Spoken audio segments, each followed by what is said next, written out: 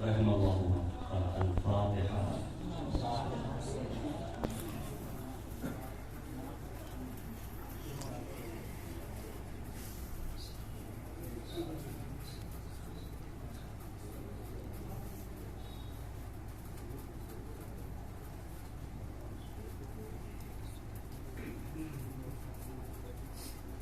ما شاء اللہ ولا حول ولا قوة الا باللہ العلی العظیم. حسبنا اللہ ونعم الوکیل نعم المولا ونعم النصیر. اعوذ باللہ من الشیطان اللعین الرجیم. بسم اللہ الرحمن الرحیم. رب اشرح لي صدري ويسر لي امري واحلل عقدة من لساني يفقهوا قولي.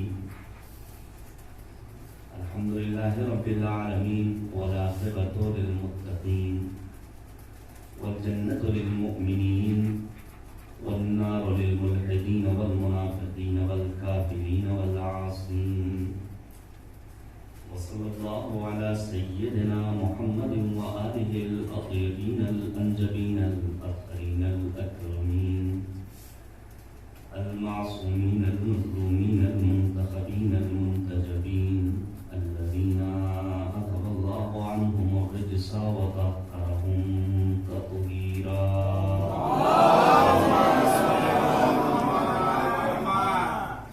واللعنة دائمة باقية على أعدائهم أجمعين من الآن إلى قيام يوم الدين. آمين يا رب العالمين. أما بعد فقد قال الله تبارك وتعالى في القرآن الحكيم وهو أصدق الصادقين وقوله الحق.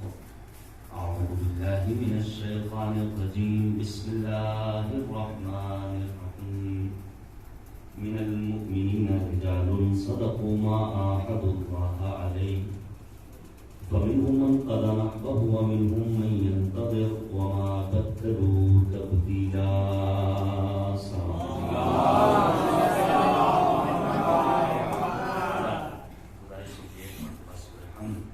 اور 3 مرتبہ سورہ اخلاص کی تلاوت کرتے مرحوم مقبول جناب فرقان علی ندوی ابن جناب قدرت علی ندوی صاحب کی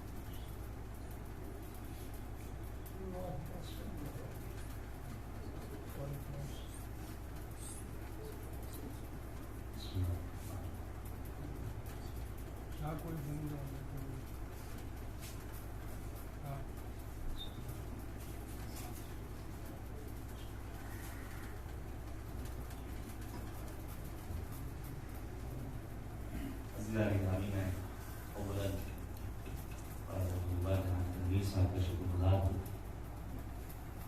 کہ انہوں نے یہ موقع فراہم کیا کہ تقریباً 17-18 برس قبل میں آیا تھا. سبھی بہت کمی بچے نہیں تھے.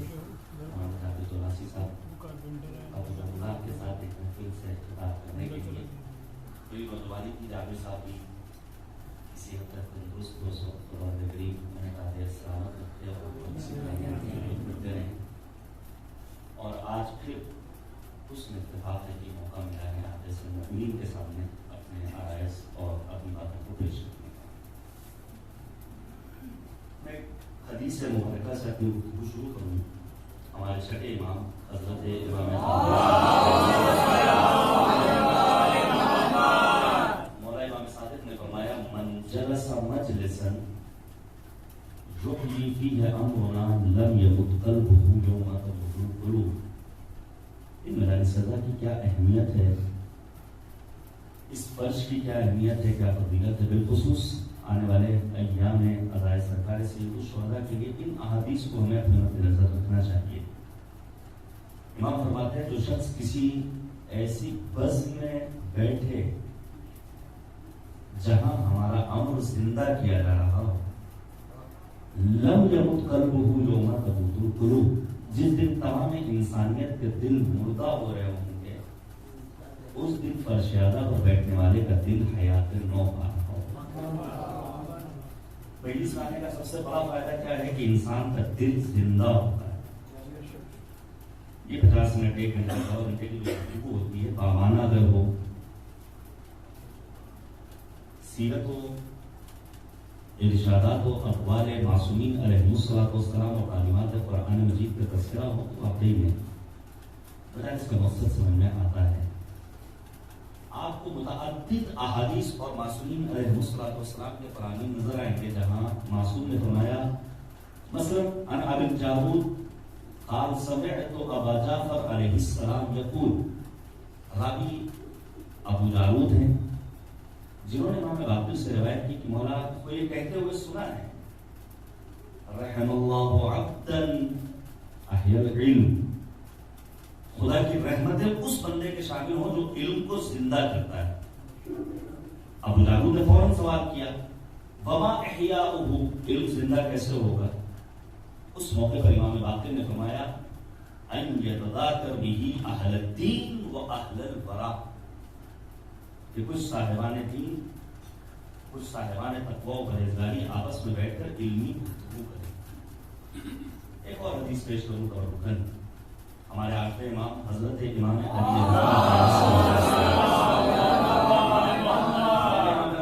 رحم اللہ عبدا احیا امرنا، خدا کی رحمتیں اس بندے کے شامل حال ہوں جو ہمارے امر کو زندہ کرتا ہے. راوی بسنت ہروی ہیں، سوال کرتے ہیں کیف یحیی امرکم، مولا آپ کا امر زندہ کیسے ہوگا؟ نعرہ لگا کر، لا یعنی و لا حاصل باتوں پر فرض شراف نعرہ لگا کر، دیرہ زیر روشنی کا انتظام کر کے، عالیشان خطیب کو دعوت دے کر کے، بہترین کھانا کھلا کر کے سوال کرتے ہیں آپ کا امر زندہ کیسے ہوگا؟ اس موقع پر امام علی مقام نے فرمایا، یتعلم علومنا و یعلمها الناس، انسان ہمارے علوم کو حاصل کرے اور پھر دوسروں کو سکھائے. اس کے بعد کا جملہ واقعی سنہری حرفوں سے لکھے جانے کے قابل ہے، جس میں مولا امام رضا فرماتے ہیں، فَإِنَّ النَّاسِ لَوْ عَلِمُوا مَحَاسِنَ كَلَامِنَا لَاتَّبَعُونَا، اگر لوگوں کو ہمارے کلام کے محاسن کا علم ہو جائے تو لوگ خود بخود ہماری طرف کھینچتے رہتا ہے. اس لیے میں ایک جملہ اکثر کہتا ہوں اپنی تقاریر میں اپنے جوان دوستوں کو خطاب کر کے، کہ جب کبھی ہم گفتگو کرنے کے لیے دینی سٹیج پر پہنچے تو ہمیں کسی مذہب و مسلک کے بزرگوں کو کچھ کہنے کی ضرورت نہیں ہے. ہم معصومین علیہ السلام کے علمی سرمایہ، علمی شاہکار منظر عام پر لے آئیں، امیر المؤمنین کی نہج البلاغہ پیش کرتے ہیں، امام حسین کے خطبات پیش کرتے ہیں، امام سجاد کی صحیفہ سجادیہ کو پیش کرتے ہیں، امام رضا علیہ السلام کی عیون و اخبار الرضا، مسند الرضا، مکاتیب الرضا، طب الرضا جیسی کتابوں کو پیش کرتے ہیں، اور پھر ان سے مطالبہ کریں کہ تمہارے بزرگوں کے پاس کوئی ان میں سے ایک علمی شاہکار صلوات دیجیے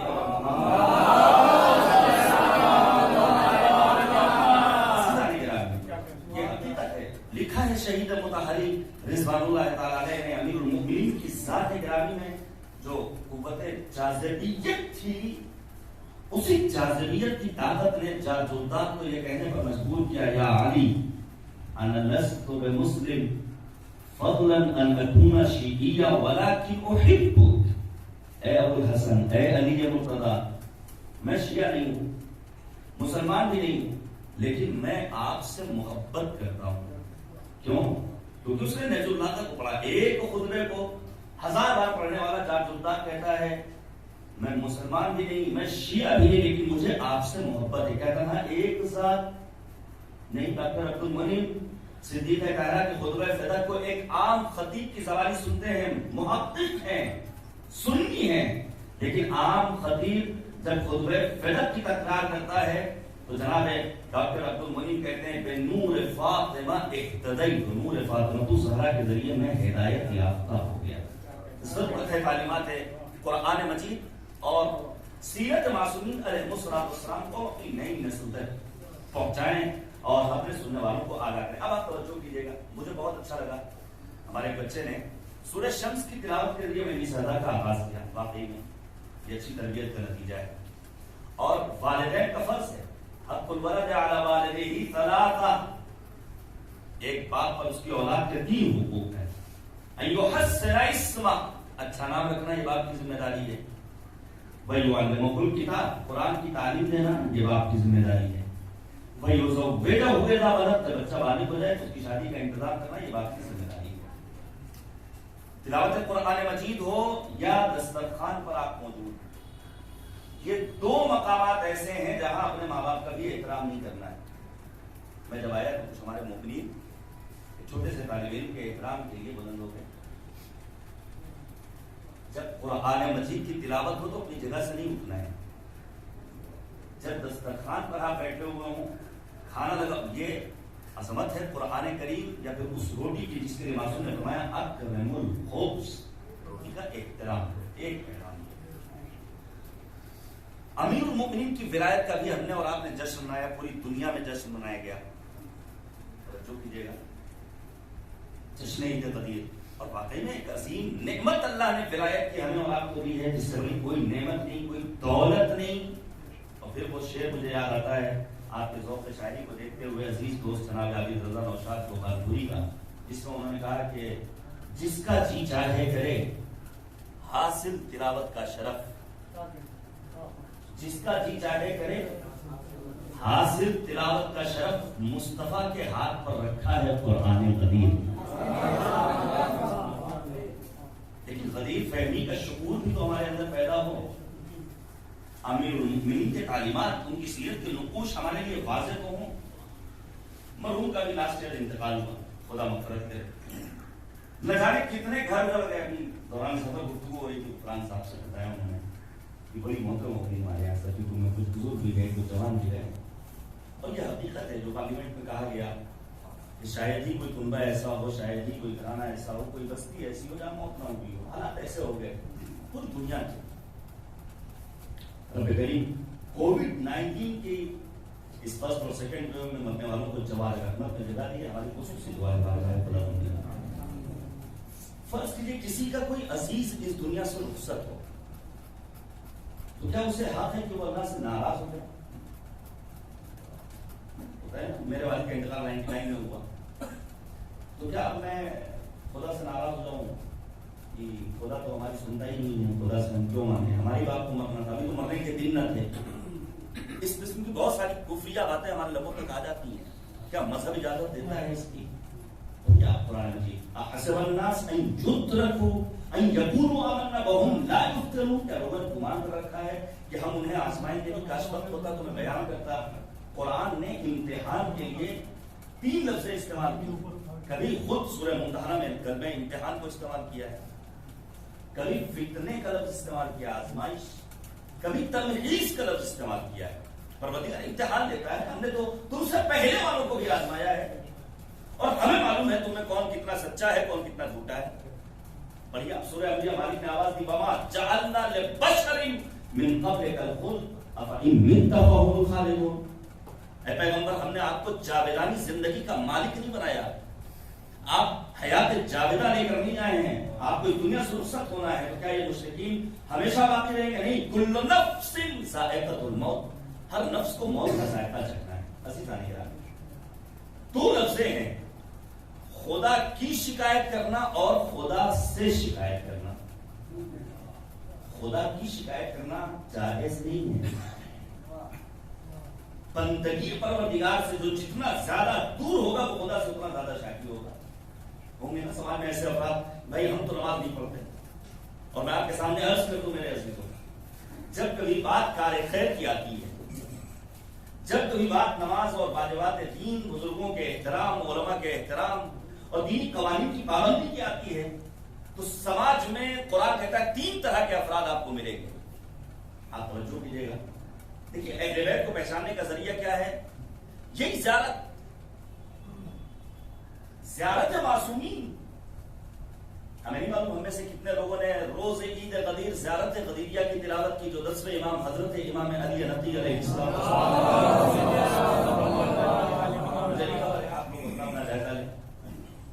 مجھے نہیں معلوم زیارت امین اللہ کتنے لوگوں نے پڑھی. روز عید غدیر مستحب اعمال میں ایک مستحب عمل کیا ہے؟ زیارت امین اللہ کی تلاوت. ہمارا مسئلہ یہ ہے کہ جو ہوتا چلا آ رہا ہے ہر شب جمعہ زیارت وارثہ پڑھنا ہے تو پڑھنا ہے، اور پھر مول صاحب کی اپنی اسپیڈ اور مومنین کا خاموشی سے کھڑا رہنا، جلدی سے ختم ہو اور واپس جائیں.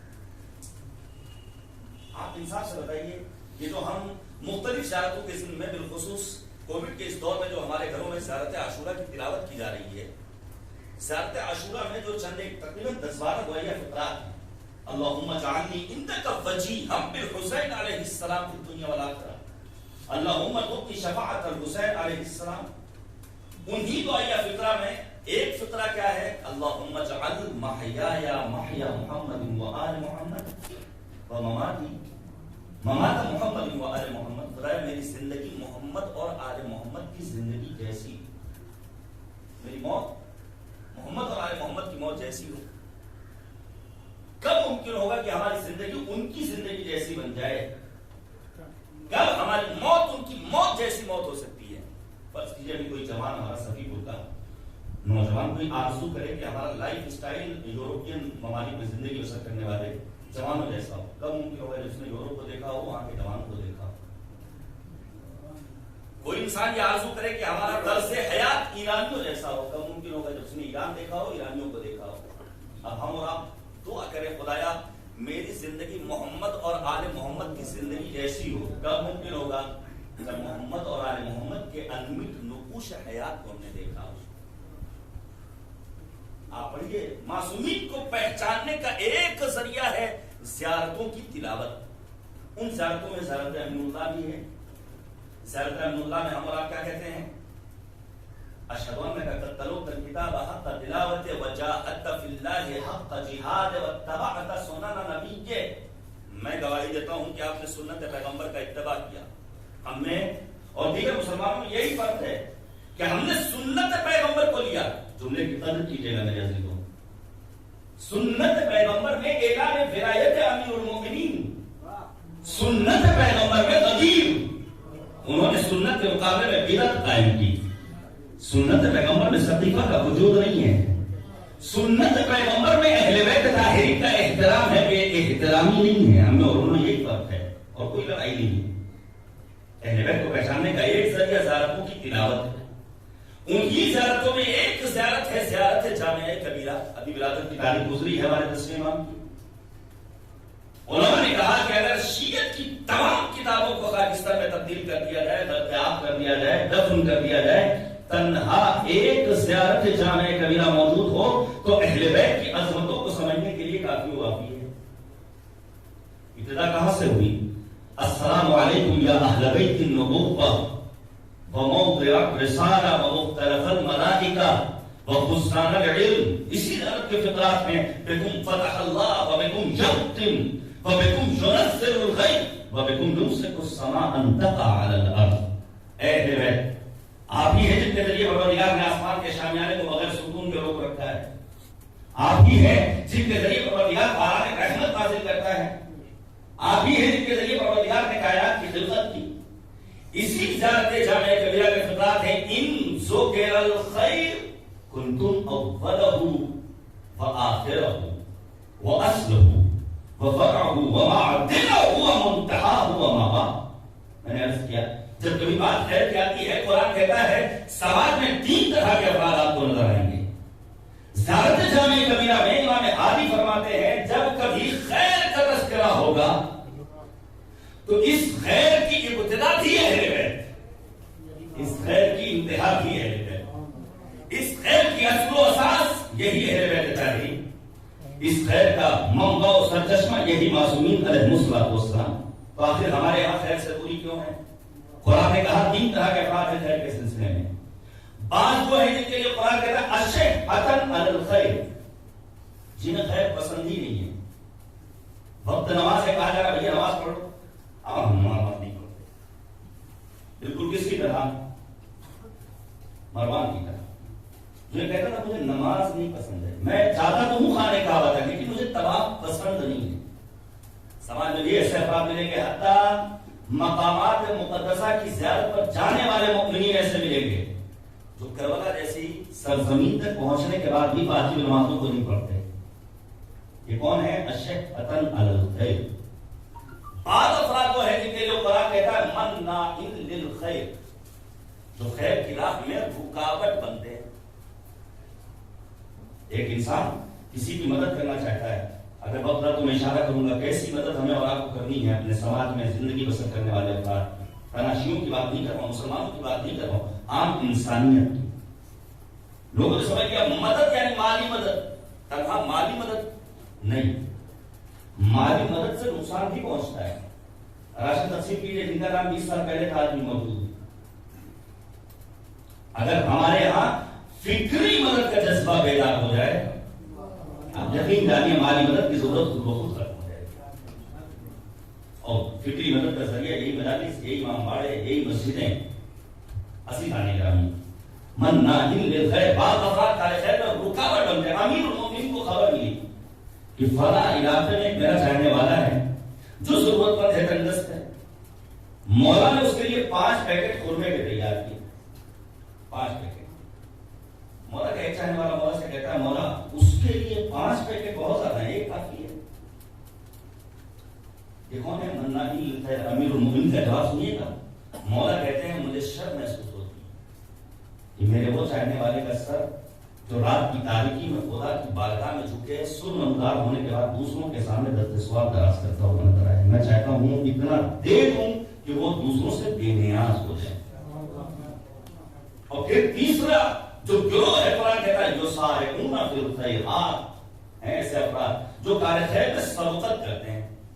پھر بات دکھاوا نہیں ہوتا کہ ان کو ہم نے بلایا تھا، انہوں نے 251 روپے کا لفافہ دیا تھا اور اس کو ہم 501 کرتے ہیں. وہ ہمارے یہاں آئے تھے لہٰذا ہم ان کے یہاں شریک ہوں گے. نہیں، خبر مل جائے کہ کسی کا انتقال ہو گیا ہے تو قبر کھودنے سے لے کر کے، اور ہیں ایسی بستیاں ہیں ایسے جوان جن کو میں خود جانتا ہوں. عزیزان گرامی، امیر المؤمنین امام خیر ہے. خیر البریہ کہا ہے قرآن مجید نے امیر المؤمنین کو. امیر المؤمنین کی ایک حدیث اور بات مزید آگے بڑھو. امیر المؤمنین نے خدا کی بارگاہ میں شکوہ کیا ہے. ہمیں اور آپ کو خدا سے شکوہ کرنا ہے. اللہ اشکو، یہ دعائیہ فقہ ہے. معصوم خدا کی بارگاہ میں شکوہ کرتے ہیں. فقد نبینا رسول اعظم کے رحلت میں امیر المؤمنین کا ایک شکوہ. قرآن مجید کی حساسیت کو سمجھنے کی ضرورت ہے. آپ نے سنا بچے کے ذریعے کہ اس نے نام لیا اس منحوس انسان کا جس نے قرآن کی شان میں جسارت کی. کہیں نہ کہیں ہم اور آپ بھی تو اس جرم میں شریک نظر آ رہے ہیں کہ قرآن سے دوری وہ کتاب جو مردہ دلوں کو حیات نو عطا کرنے کے لیے قرآن مجید کر کے پیغمبر پر نازل ہوا، اسے مردوں سے محسوس کر دیا گیا. امیر المؤمنین فرماتے ہیں اللہ اشکو من معشر یعیشون فی جہالت ویموتون ضلالا. میں خدا کی بارگاہ میں ایسے معاشرے اور ایسے سماج اور سوسائٹی کا شکوہ کرتا ہوں جو جہل و جہالت میں زندگی بسر کرے اور جن کی موت ضلالت و گمراہی کی موت ہو. یعنی علی کا چاہنے والا اپنے آپ کو علم سے دور رکھے، یہ علی کو پسند نہیں ہے.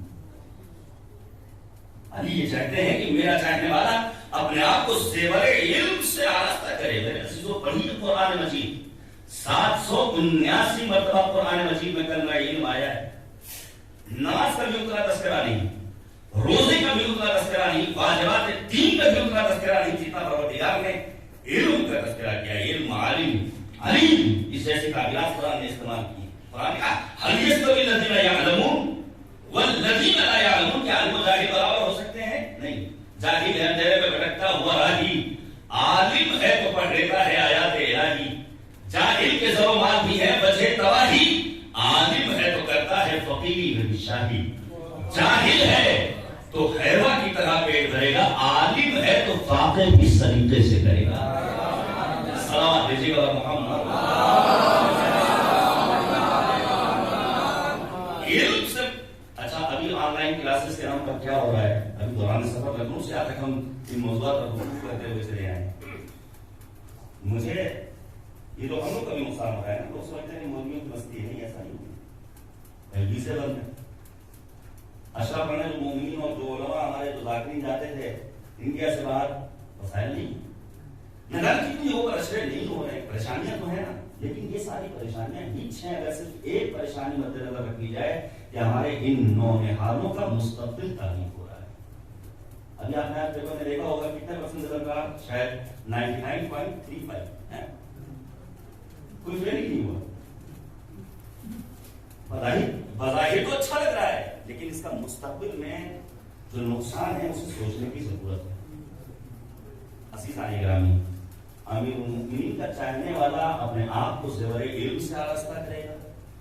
ہمیں اور آپ کو اپنے بچوں کو تعلیم یافتہ بنانا ہے, البتہ ڈگریوں کے لیے نہیں, سروس کے لیے نہیں. مولوی نہیں بنا رہے ہیں تو اس لیے نہیں کہ خدمت کرے گا, نظامت کرے گا, لفافہ ملے گا, نہیں.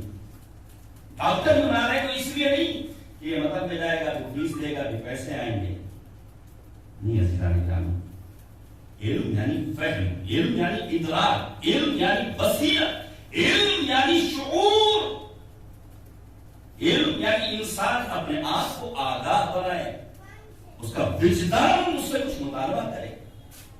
اگر آپ کو علماء کی زندگی کا مطالعہ کرنا ہے کہ جو غدیر کا موقع گزرا ہے, غدیر ولایت ہمیں مرجعیت تک پہنچاتی ہے. کیا مرجع یوں ہی مرجع بن جاتا ہے؟ نہیں, مرجع تقلید کے لیے آپ پڑھیے علماء کی زندگی. مثلا آیت اللہ العظمی سید محمد رضا کے گل پائگانی رضوان اللہ تعالی علیہ, اور کہاں ہے؟ حرم معصومہ قم میں. 90 برس سے زیادہ کی عمر ہے, لندن لے جایا جاتا ہے علاج کے لیے. دیکھیے عالم کی کیا اہمیت. پھر میں کہوں گا عالم سورا کے 7-8 میٹر کا امامہ سر پر رکھنے والا نہیں, کیونکہ شیوانی کا ایویٹ والا نہیں, جس کے یہاں شعور ہو, بصیرت ہو, آگہی ہو, بیداری ہو, فہم کی صلاحیت پائی جائے.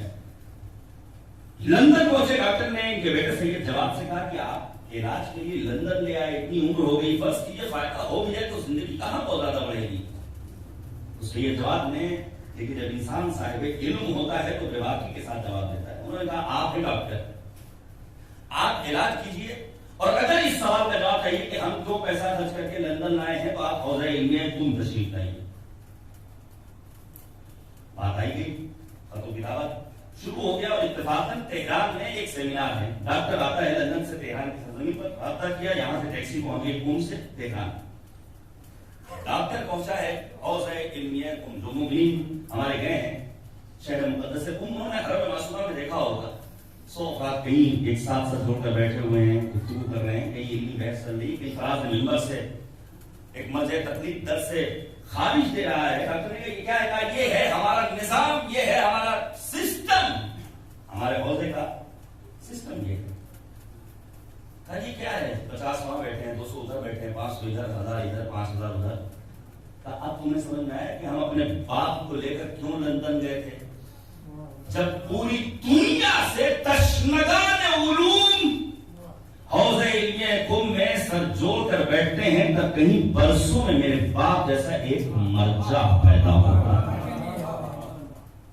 اور پھر بڑی آسانی سے ہمارا جوان کہہ رہا ہے یہ کوئی فتویٰ ہوگا. فقیہ دین کی عزت سے کھیلنے والے خود اپنی آبروئی نظر بات کرتے ہیں, جنہیں یہود و نصارہ خرید لیتے ہیں وہ ان گاہوں میں گھس کر فساد کرتے ہیں. عزیزان گرامی, امیر المؤمنین نے جو پہلا شکوہ کیا ہے وہ کیا ہے؟ من معاشر, ایسے معاشرے اور ایسے سماج اور ایسے افراد اور قوم سے یعیشون فی جہالت, جو جہالت کی زندگی بسر کرے, ویموتون ضلالا, اور جن کے ہاں ضلالت و گمراہی کے سوا کچھ اور نہ ہو. عزیزان گرامی, آج ہمارے سماج میں, دنیا نے, سوچیے آج کے دور میں ترقی یافتہ دور ہے, نام نہاد ترقی یافتہ دور, کیا واقعی میں ہم نے اپنے آپ کو علم والا بنایا؟ کیا آج ہم نے اپنے سماج کو رسم و روایات کی بندشوں سے آزاد کیا؟ میں ایسا ایک بات کہتا ہوں, فاتحہ سنت حسنہ ہے, لیکن اگر فرض کیجیے کسی جوان کے, کسی خاتون کے, کسی مومن کے ذہن میں یہ بات آ جائے کہ جب تک اگربتی نہیں جلائی جائے گی تب تک فاتحہ مکمل نہیں ہوگا, ہوتا ہے نا, بڑی جلدی کرتی ہے آپ نے, تو اگربتی نہیں جلی. پیغمبر نے فرمایا اذا ظهرت البدع في امتي فليظهر العالم علما ومن لم يفعل ذلك فعليه لعنة الله. جب بدعتیں سر چل کر بولیں تو عالم کی ذمہ داری ہے کہ عوام کو آگاہ کرے، اور اگر کوئی عالم ایسا نہیں کرتا ہے تو پیغمبر کہتے ہیں فعلیہ لعنت اللہ، ایسے عالم پر اللہ کی لعنت۔ اب آپ بدعتیں دیکھ لیجیے، بدعت یعنی دین میں نئے نئے ایجادات، نئے نئے رسومات۔ بچے کی ولادت سے لے کر انسان کو قبر کے سپرد کرنے تک ہمارے ہاں کتنے ایجادات ہیں؟ کوئی فہرست بنا سکا ہے آج تک؟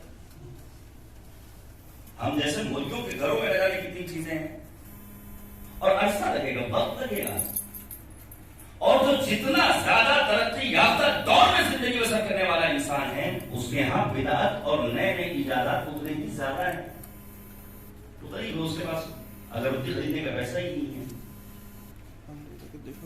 آسٹریلیا یورپ میں بعض ممالک ایسے ہیں جہاں 13 کی عدد منحوس سمجھی جاتی ہے، مثلا 25 منزلہ عمارت ہے، جب آپ 12ویں فلور میں، کیا صرف آج نہیں بلکہ زمانے قدیم میں بھی اس قسم کے بہت سارے خرافات اور توہمات تھے۔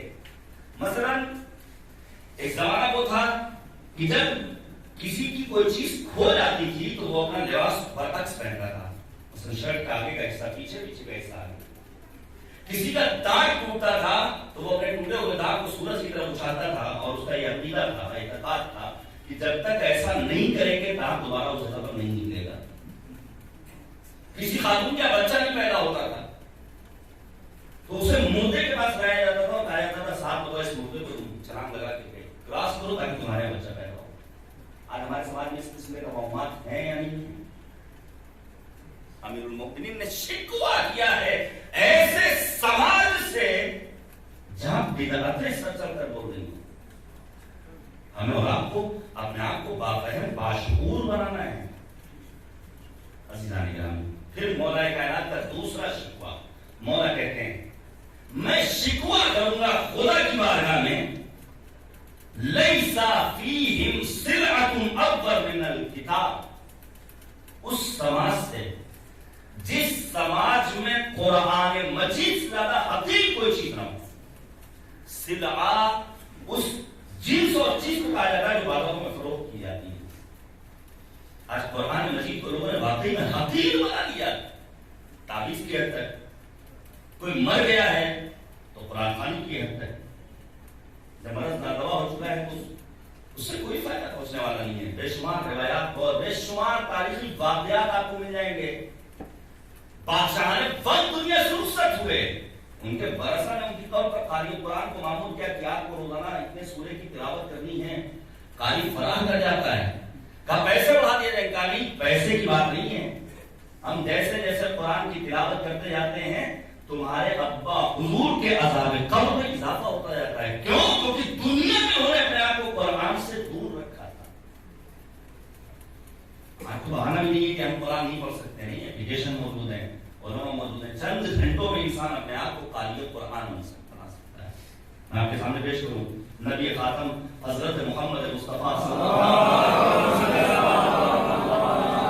پیغمبر اعظم نے فرمایا قرآن ایک نور ہے، مفہوم ہے، جو اس نور سے وابستہ ہو جائے پروردگار اسے وہاں سے عطا کرتا ہے جہاں تک عام انسان کا تصور بھی نہیں پہنچ سکتا۔ قرآن مجید ایک نور ہے، اگر کوئی انسان خود کو قرآنی بنا دے تو پروردگار اسے وہاں سے دیتا ہے جہاں تک عام انسان کا تصور بھی نہیں پہنچ سکتا۔ اگر کوئی انسان خود کو قرآن سے مانوس کر لے تو پھر وہ خادم کائنات نہیں، مخدوم کائنات بن کر زندگی بسر کرتا ہے۔ اگر کوئی انسان خود کو قاری قرآن بنا لے تو پروردگار اسے یہ صلاحیت دیتا ہے کہ وہ ڈوبتے ہوئے سورج کو بٹھا لے، چاند کو ٹکڑوں میں تقسیم کر لے، مٹی کی دیوار کو اشارہ کرے تو وہ مٹی کی دیوار سونے کی دیوار میں تبدیل ہو جائے۔ فوراً جوان کہے گا مولانا کیسی باتیں کرتے ہیں، کہاں وہ معصوم ہوں، اور کہاں ہم جیسے گنہگار، یہ جتنے نمونے آپ پیش کریں سب معصوم کرداروں کا کمال ہے۔ اپنے آپ کو علی بنا لیں، ہاں علی کا ایک مطالبہ ضرور ہے کہ اپنے آپ کو علی فہم تو بنا دو، علی شناسی تو کیا پیدا کرو۔ میں آپ کے سامنے ایک مثال دوں، معصوم کردار نہیں، غیر معصوم کردار، لیکن خود کو قرآن سے وابستہ کیا تو اللہ نے وہاں سے عطا کیا جہاں تک عام انسان کا تصور بھی نہیں پہنچ سکتا۔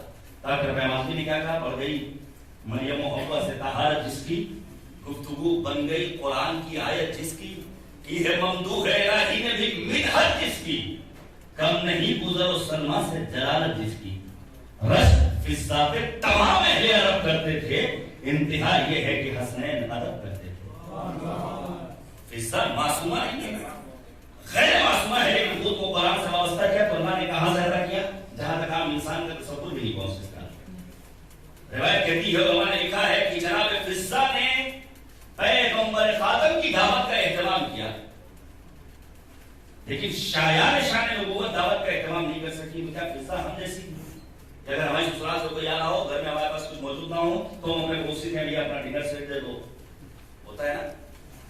آج ایک بڑا مسئلہ ہو گیا ہے، اسٹینڈرڈ بینکے خاتون کو جانا ہے شادی میں، خود کے پاس چونکہ لباس جو ہے احساس کمتری کا شکار ہے، پڑوسی سے مانگ کر کے پہنے کی، یہ ہو رہا ہے۔ کیا فضہ ہم جیسی تھی؟ معاذ اللہ نہیں، فضہ نے وہی کیا جو ابراہیم خلیل خدا نے کیا تھا۔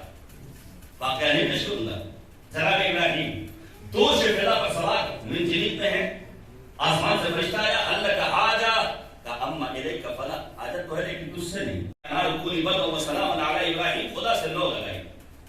اب ابراہیم شعلہ نار میں نہیں ہے بلکہ پھولوں کی سیج پر میں احترام تصویر پروردگار کر رہے ہیں، اور ایک طرف خدائی ہے نمرود کی صورت جو تھرتھرا رہی ہے، دوسری طرف بندگی ہے ابراہیم کی صورت جو مسکرا رہی ہے۔ جناب ابراہیم کی طرح فضہ نے خدا سے رو لگائی، آپ بھرنے نہیں کہیں جناب فضہ، یہ تو ہمارے یہاں بدعتیں ہوتی ہیں، دھاگے نہیں باندھے ہیں۔ فضہ نے 2 رکعت نماز پڑھی، سجدہ معبود میں سر کو رکھ دیا، خدایا آج تیرے حبیب کو دعوت پر بلایا ہے، شایان شان نبوت دعوت کا اہتمام نہیں ہو سکا ہے۔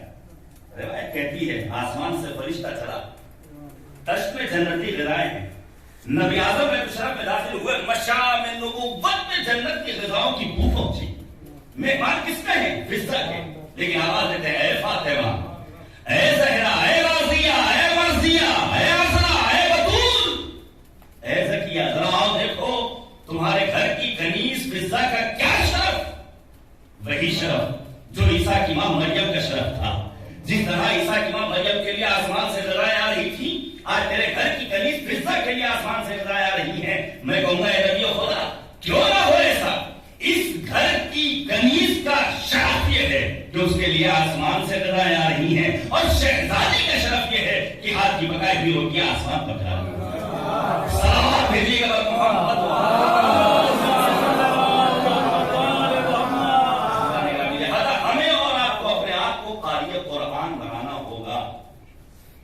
اور کیوں نہ بنائیں ہم اور آپ مظلوم کربلا، مصباح الہدی، خطیب رہنما، چہرہ اسلام کی ضیاء، حضرت امام حسین علیہ السلام کے عاشق، ان کے عزادار میں پیش کروں آپ کے سامنے۔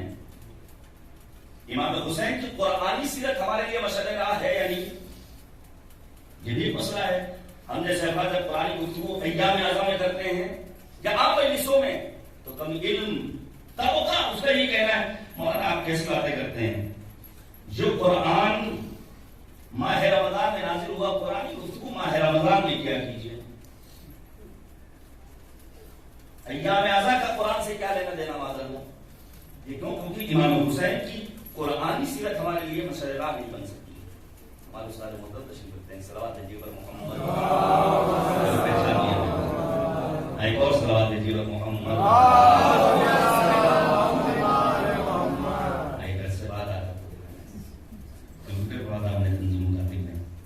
ایک اور صلوات دیجیے پر محمد۔ عزیزان کرام، امام حسین کی قرآنی سیرت ہمارے لیے مشعل راہ ہے۔ میں چند ایک نمونے پیش کروں۔ مثلا امام حسین جب مدینے سے نکل رہے ہیں تو قرآن مجید کی آیت کریمہ کی تلاوت کرتے ہیں، مکے پہنچے ہیں قرآنی آیات کو اپنے خطبات میں بیان کرتے ہیں، جناب علی اکبر کو میدان کربلا میں بھیج رہے ہیں، قرآن مجید کی آیات کریمہ کی تلاوت کر رہے ہیں۔ تو امام علی مقام نے مختلف مقامات پر قرآن مجید کی آیتوں کی تلاوت کی۔ ایک قرآنی سیرت کا نمونہ یہ ہے۔ دوسرا نمونہ یہ ہے، سرکار سید الشہداء نے بعض افراد کے شکوک و شبہات کا جواب دیا ہے قرآنی آیات کے ذریعے،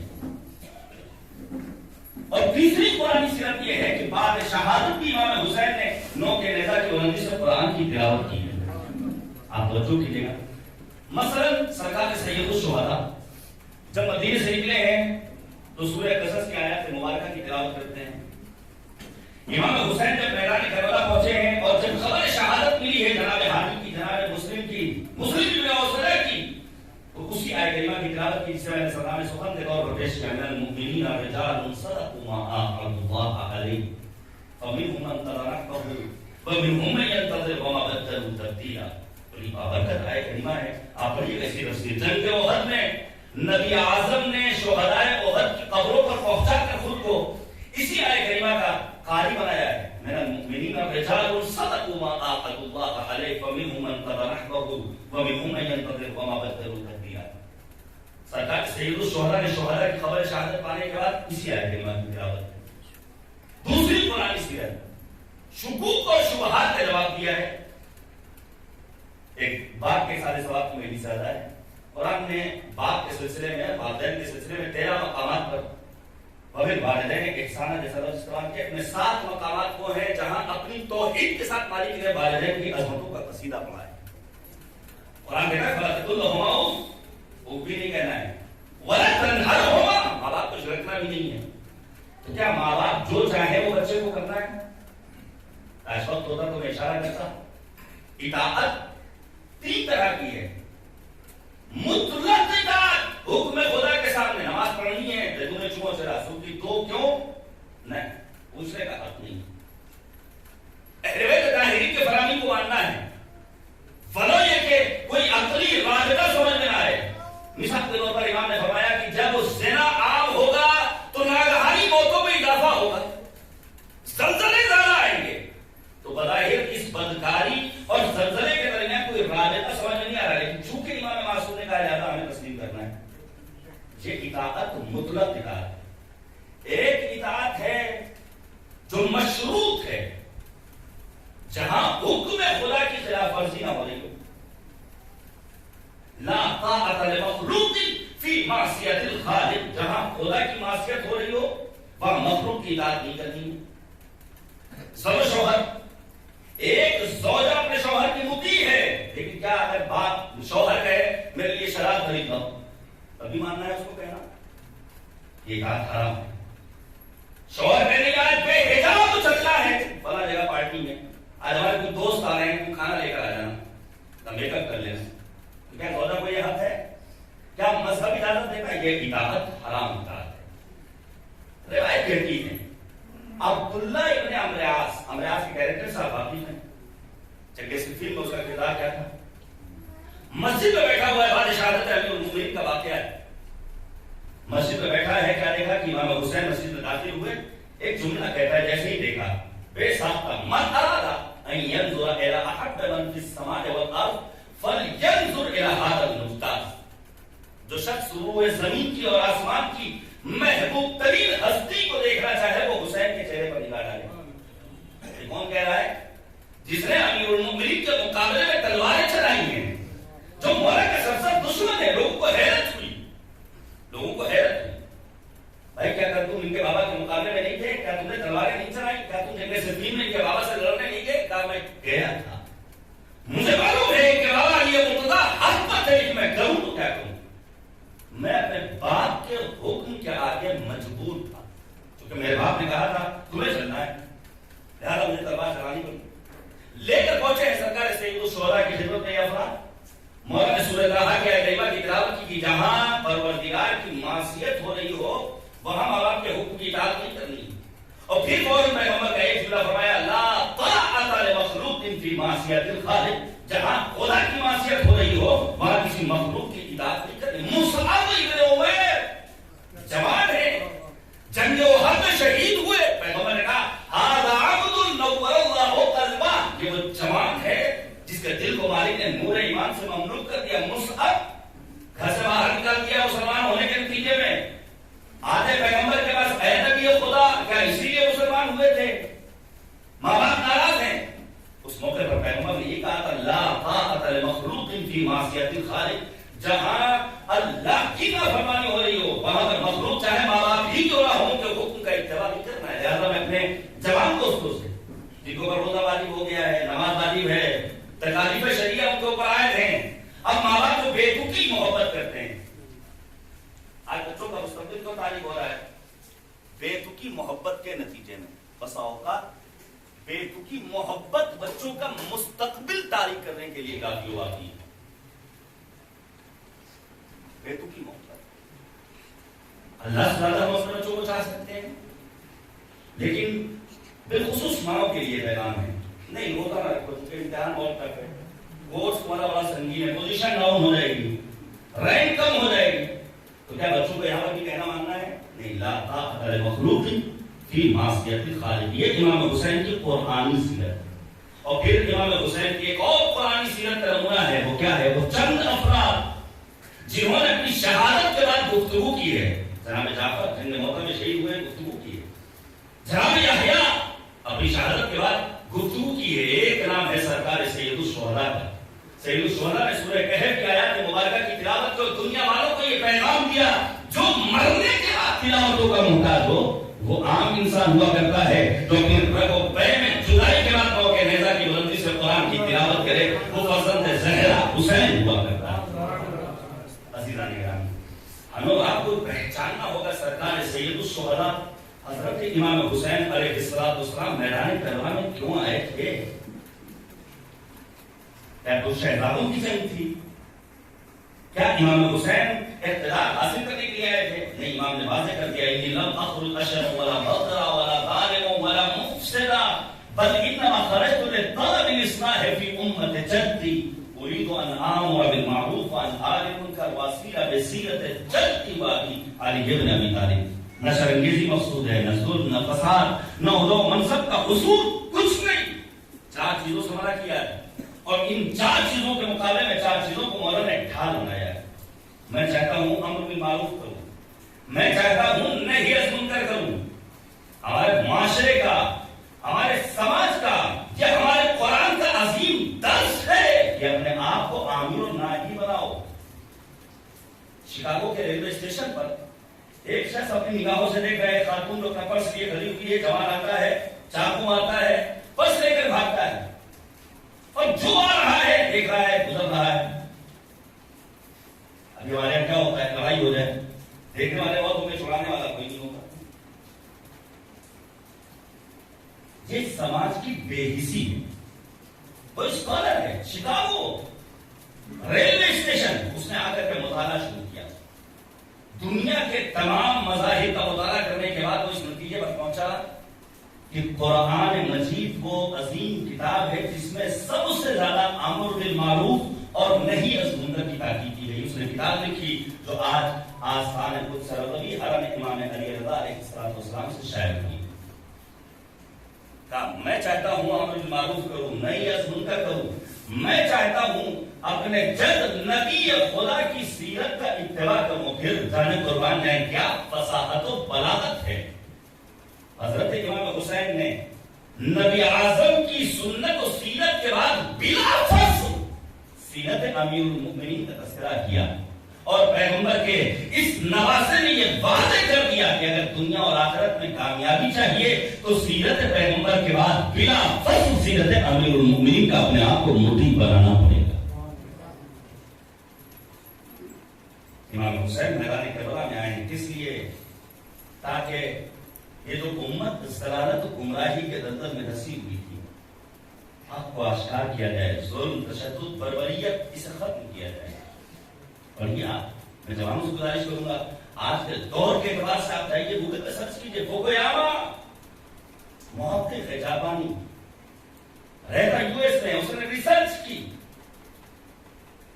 اور اپنی ریسرچ کو اس کانفرنس میں پیش کیا جو اسرائیل کی سرزمین پر ہو رہی ہے.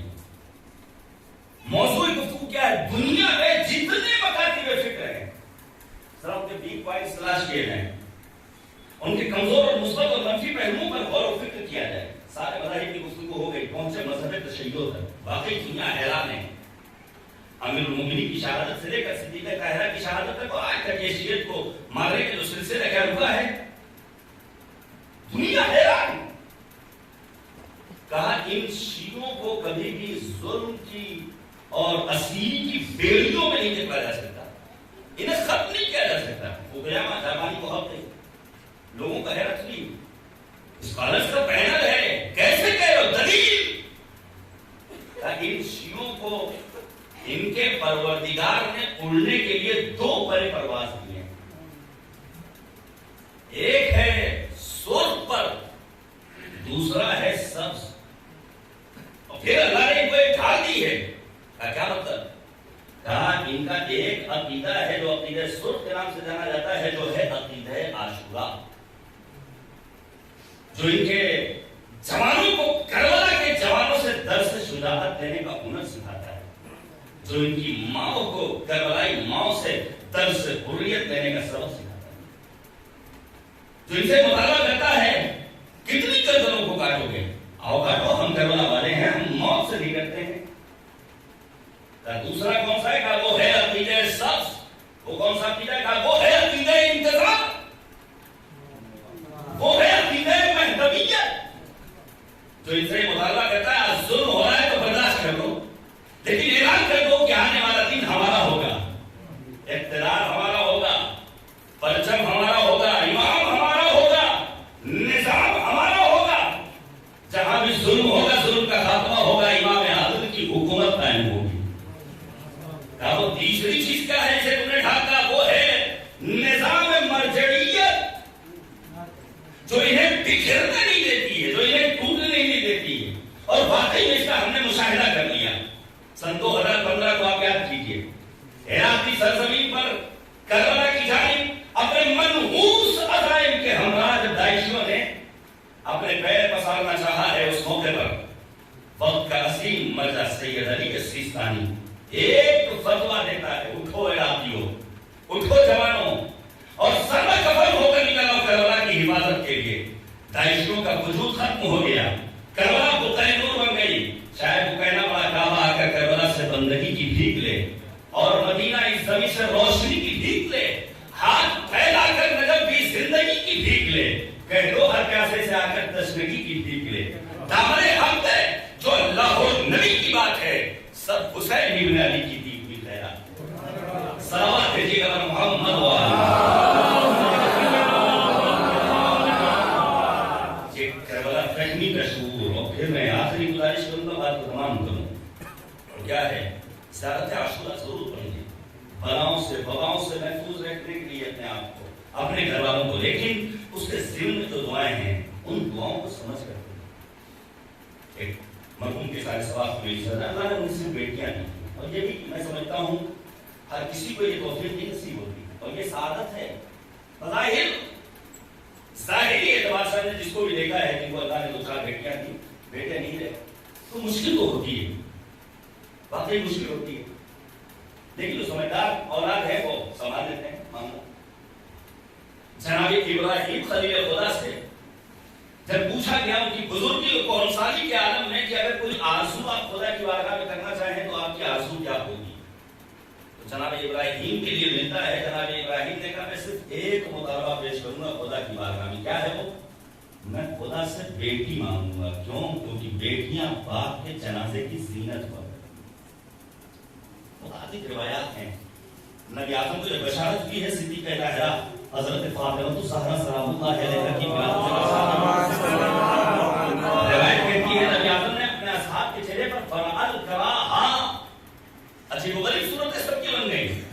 پیغمبر نے کہا کیوں تم اپنا منہ بگاڑ رہے ہو؟ ریحانۃ اسمھا، نام اس کا ریحانہ ہے، ورزقھا علی اللہ، اس کا رزق اللہ کے ہاں۔ یہ جو آج سماج میں آپ دیکھ رہے ہیں، آپ کو اکثر ملتا ہوگا فلاں جگہ کولے کے ڈھیر پر ایک بچی پائی گئی، یہ سماج کی بے حسی ہے۔ لوگ کہتے ہیں دنیا نے ترقی کر لی، دنیا نے ترقی نہیں کی ہے، دنیا میں پائے جانے والے ان پولز نے ترقی کی، ورنہ آج کا دور اس دور جاہلیت سے بھی زیادہ برا ہے میرے عزیزوں۔ دور جاہلیت میں نبی اعظم نے آ کر کے معاشرے کو سدھارا ہے، کس دور کو؟ جہاں زندہ بچیوں کو پیوند خار کر دینا ویسے افتخار سمجھا جاتا تھا۔ آنے والا آتا ہے نبی سے کہتا ہے نبی خدا میں اپنے قبیلے کا بڑا معزز انسان ہوں، جو مجھے اللہ نے 9 بیٹیاں دی، میں نے سب کو زندہ ضرور کر دیا۔ اور پھر کہتا ہے خان عامر لہجے میں ایک لڑکی تو جوان چیخ چیخ کر کہے کہ بابا مجھے بچا دو، بابا مجھے بچا دو. پیغمبر نے وساطہ کا من لا یرحم لا یرحم، جو دوسروں پر رحم نہیں کرتا وہ قابل رحم نہیں ہے. اپنی بات سے نکال دیا پیغمبر خاتم نے. پیغمبر نے اپنی بیٹی سیدہ فاطمہ الزہرا کا احترام کیا ہے. آج کے دور میں بیٹی بچاؤ بیٹی پڑھاؤ جیسے نعرے آپ کو مل جائیں گے، لیکن کیا واقعی میں بیٹیاں بچائی جا رہی ہیں؟ کیا واقعی میں بیٹیوں کو پڑھایا جا رہا ہے؟ کیا واقعی میں بیٹیوں کو ان کی عزت یا ان کے حقوق دیے جا رہے ہیں؟ دنیا نے ترقی کی ہے، روس نے ترقی کی ہے. کل کے جاہل سماج میں بچیوں کو پیدائش کے بعد مارا جاتا تھا. آج چونکہ روس نے ترقی کی ہے، سونوگرافی الٹرا ساؤنڈ کے ذریعے پتا چلا پیٹ میں بوان چڑھنے والا بچہ مولود وہ بچی ہے، اسے پیٹ میں ہی ختم کر دیا. جب قرآن نے کہا، قرآن کہتا ہے لا تقتلوا اولادکم خشیۃ املاق نحن نرزقهم وإیاکم. خبردار فقر و تندرستی کے ڈر سے اپنے بچوں کو قتل نہ کرنا. ہم ان کے رزق کا انتظام پہلے کرتے ہیں، تمہارے رزق کا انتظام بعد میں کرتے ہیں. آئیے رب کریم کی بارگاہ میں دعا کی جائے. خدایا مرحوم کو جوار رحمت میں جگہ کرامت فرما. اے کریم پروردگار ہم سب کو دین فہمی کا شکور مرحمت فرما. والدین کی خدمت کرنے کی توفیق کرامت فرما. آپ یقین جانیے میں اپنے بچوں سے، اپنے نوجوانوں سے، اپنے عمر کے دوستوں سے گزارش کروں گا، ماں باپ کی خدمت کے بغیر انسان کسی مقام و منزل تک پہنچ جائے ممکن نہیں ہوتا. اور یہ جملہ اگر ہو سکے اسٹیکر بنوا کر کے آپ لگوائیے، اپنے دلوں میں سجائیے. اللہ ہے باہودینی کا جملہ کہ جب میں کسی کو ترقی کرتے ہوئے دیکھتا ہوں، ادھر کسی کو تنزلی کا شکار ہوتے ہوئے دیکھتا ہوں، تو بے ساتھ میرے لبوں پر ایک جملہ آتا ہے، اگر انسان ترقی کر رہا ہے تو گویا ماں باپ کی دعائیں اس کے شامل حال ہیں، اور اگر تنزلی کا شکار ہو رہا ہے تو گویا ماں باپ کی بد دعائیں اس کے شامل ہیں. ماں بد دعا نہیں دیتی، جنت نصیب ہے میری ماں، رحمت کی تصویر ہے میری ماں، میں خواب ہوں زندگی کا جس کی تعبیر ہے میری ماں. میری ہر ناکامی وابستہ مجھ سے ہے، میری کامیابی کا راز میری ماں. ماں بددعا نہیں دیتی، لیکن اگر باپ دل برداشتہ ہو جائے، ناراض ہو جائے اور اولاد کے ہاتھ میں بددعا کرتے تو امام اقبال نے فرمایا قلت النسل وانقطاع، نسل منقطع ہو جاتی ہے تو کوئی نام لینے والا باقی نہیں بچتا. اصل خاک کربلا بھی انسان کے پاس ہو تو انسان کو فائدہ نہیں پہنچتا. لہذا ہمیں اور آپ کو اپنے ماں باپ کی حیات میں بھی ان کا خدمت گزار بنانا ہے، اور اگر وہ اس دنیا سے رخصت ہو گئے ہیں تب بھی ان کا خادم بننا ہے. قبروں پر حاضری دینے کے لیے بڑی تاکید ہے. انسان جائے اور جانے کے بعد فاتحہ پڑھے، دعا قبول نہ ہو رہی ہو، پیغمبر نے فرمایا کہ اگر دعا قبول کروانا چاہتے ہو اپنے مرحوم باپ کی قبر پر جاؤ، فاتحہ پڑھو، دعا کرو، خدا تمہاری دعاؤں کو قبول کر لے گا. باپ کے ساتھ پروردگار مرحوم کو کروٹ کروٹ جنت نصیب کرے. اچھا تم نے مسائل کہ آپ کے سامنے پیش کروں. یہ ایک برس کا عرصہ گزرا ہے تقریباً، اور آگے آپ سب میری سزا کا اہتمام بھی ہو گیا. سب دور ہم نے اور آپ نے دیکھا ہے، لیکن وہ سب دور ہمارے چوتھے امام سجاد نے دیکھا. آپ حساب سے بتائیے، نہ جانے کتنے ہمارے دوستوں نے، نہ جانے کتنے ایسا نے، جاننے والوں نے اس کووڈ کے دور میں یہی تو چھپا کیا تھا. مولانا بس کیا بتائیں، اپنے والد کو ہم کفن نہ دے سکے، ہم بغیر غسل کے اپنے باپ کو دفن کرنے کیا ہے. آج تک رو رہے ہیں. تو میں نے یہی کہہ کر تسلی دی تھی اور دلاسا دیا تھا، تمہارا ایک عزیز رخصت ہوا، تم سے برداشت نہیں ہو رہا ہے. امام سجاد کی نگاہوں کے سامنے 72 لاشیں بھی کو کفن رہی، سارے گھر میں پڑے ہوئے تھے. خدا کوئی کم نہ دے سوائے تمہیں علیہ السلام کے. 35 برس ہمارے چوتھے امام نے مسلسل مرثیہ پڑھا. جب کبھی امام علی مقام کے سامنے کھانا آتا، امام مرثیہ پڑھتے رسول اللہ جایا، نواز رسول کو بھوکا مارا گیا. امام سجاد کے سامنے پانی آتا، امام سجاد مرثیہ پڑھتے قتل رسول اللہ عطشانا، نواز رسول کو پیاسا مارا گیا. 35 برس مسلسل بابا کی مظلومیت کو یاد کر کے امام سجاد کا مرثیہ پڑھنا. میں اس کا بیٹا ہوں جسے بے گور و کفن میدان کربلا میں چھوڑ دیا گیا، تو 3 شب اس کا بھوکا پیاسا کربلا میں ذبح کر ڈالا گیا. خدا کوئی کم نہ دے سوائے غم اہل بیت کا کام کے بس میں نے ختم کر دیا ہے. یہی تو وجہ ہے جب لوٹا ہوا قافلہ اس راستے سے گزر رہا ہے جہاں شہداء کے بے سر لاشیں پڑے ہوئے ہیں. امام حسین کا بے سر لاشا سید سجاد نے دیکھا اور پہچانا, چہرے کا رنگ متغیر ہوا. زینب کبریٰ متوجہ ہوئی ہے, بیٹا سید سجاد یہ تمہارا کیا حال ہے, سنیں گے. روایت اور مقاتی لکھا ہے, روایت کہتی ہے زینب نے اپنے آپ کو کلی سواری سے گرا لیا, بڑی آسانی سے سن لیا. امام زمانہ نے ذات الہیہ میں فرمایا ہمارا سلام ہو زینب پر جس کے ہاتھ پسے گردن بندھے ہوئے تھے. ارے کربلا میں دو ہستیاں جو بلندی سے پستی کی گاڑی آئی ہے, نہیں معلوم کیسے سہارا لیا. ایک عباس دلاور شان قلم ہو چکے ہیں, دوسرے زینب کبریٰ ہاتھ پسے گردن بندھے ہوئے ہیں. امام سجاد متوجہ ہوئے, بیٹا سید سجاد یہ تمہارا کیا عالم ہے. سید سجاد کرنے کو بھی اماں وہ جوان کیسے برداشت کرے جس کے باپ کا لاشا بے گھوڑوں کو پھن پڑا ہو اور بیٹا اتنا مجبور کہ ہاتھوں میں ہتکڑیاں, پیروں میں بیڑیاں, گلے میں توتے زاردار, کمر میں لنگر. زینب نے بڑھ کر ایک جملہ کا, بیٹا سید سجاد صبر کرو, یہاں تمہارے بابا کا روضہ بنے گا جہاں پوری دنیا سے بھیا حسین کے چاہنے والے روسر الذین ظلموا أيام قلم ينقلبون إنا لله وإنا إليه راجعون.